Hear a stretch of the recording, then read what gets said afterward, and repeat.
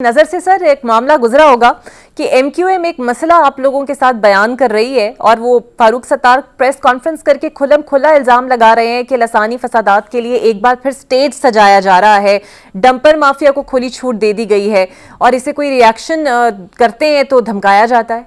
जहां तक एमक्यूएम का पीपल्स पार्टी से गिले शिकवे का ताल्लुक है, तो क्योंकि पीपल्स पार्टी ने कराची के अंदर अपनी पोजीशन को मुस्तहकम किया है, हमारी जो पोजीशन हमसे छीनी गई थी हमने वो वापस रीगेन करने की कोशिश की है।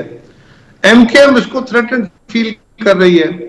अब वो कभी इसको लिसानी फसादात के हवाले से, कभी जो उनका सेट एक तयशुदा है कोटा सिस्टम दाखिलों में, नौकरियों में, उसको चैलेंज करके, तो ये अपनी खास कम्युनिटी को, उर्दू स्पीकिंग कम्युनिटी को या अर्बन रूरल डिवाइड को वो इस्तेमाल करके करना चाहते हैं।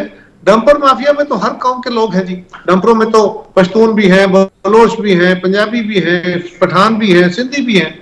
तो हमने, अगर मेरी गवर्नमेंट ने किसी एक माफिया को खुली छूट दी है तो उसका क्या हासिल उन्हें, ये प्रॉब्लम अपनी जगह है, इसमें कोई शक नहीं है कि डंपर जो है ये जहां पे भी काम करते हैं, डंपर बेसिकली तो प्रोजेक्ट्स वाली साइट के लिए काम होते हैं ना जी।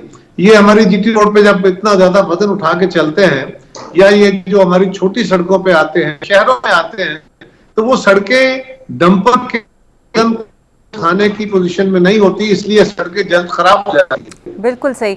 अच्छा सर, आपको नहीं लगता कि हुकूमती इत्तेहाद ने बहुत ही जल्दबाजी की और जो 40 से ज्यादा जजेस की तैनातियां कुछ अरसे में कर दी, इतनी जल्दबाजी की वजह क्या थी? क्योंकि खुद जजेस भी तहफ्फुजात का शिकार थे, वो कह रहे थे कि पहले 26वीं तरमीम केस का फैसला हो जाए फिर ये हो जाए, लेकिन ना तो उसकी सुनी और ना ही तहरीक इंसाफ वालों की सुनी।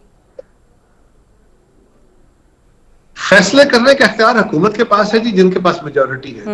तहरीक इंसाफ अपोजिशन में बैठी है, वो तो हर मामले को रजिस्ट करेगी, हर मामले को रोकेगी, तो उनकी बात सुनना चाहिए तो सही, लेकिन उसके मुताबिक चीजें रोक नहीं जा सकती। और अगर 2-4 जजेस ये कह रहे हैं कि इसको रोक दे और बाकी 25, 30, 40, 50 जजेस कह रहे हैं कि नहीं करें, तो फिर 2-4 की बात सुननी चाहिए या 40-50 की सुननी चाहिए? बिल्कुल ठीक है। और अगर चीफ जस्टिस साहब चाहते हैं कि अदालती इस्लाहात हों और तमाम स्टेक होल्डर्स की मुशावरत से हो, तो आपको लगता है ऐसा हो सकता है? क्योंकि तकसीम खासी है और इसमें इस्लाहात क्या मुमकिन है? इस्लाहात तो होनी चाहिए, और चीफ जस्टिस साहब अगर चाहते हैं तो वो तजावीज डिस्कशंस करके हुकूमत को दे और हुकूमत उसके ऊपर लेजिस्लेशन कर दे। इत्तेफाक राय हो जाए तो बहुत अच्छा है, लेकिन अगर कुछ जमातें अपने जो रवायती तरीकाकार है कि उन्होंने मैं ना मानू वाली कैफियत में रहना है, तो उनको करने दें और गवर्नमेंट अपना काम करे।